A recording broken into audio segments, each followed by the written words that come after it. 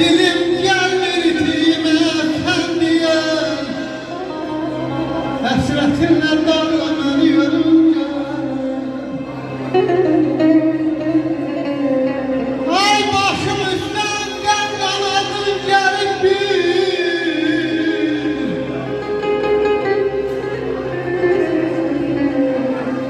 çiçek gözlerlerim yavşan derip bir.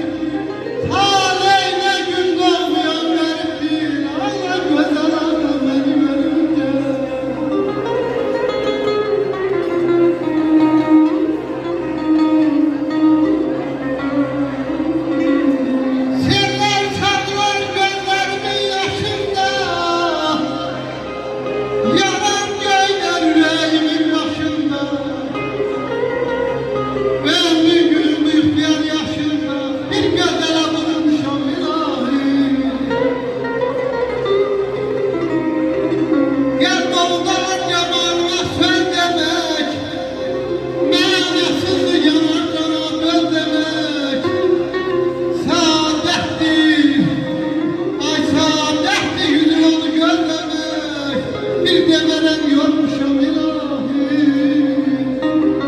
eziyem bir de gerek, sağlık olsun ay bir de gerek, gün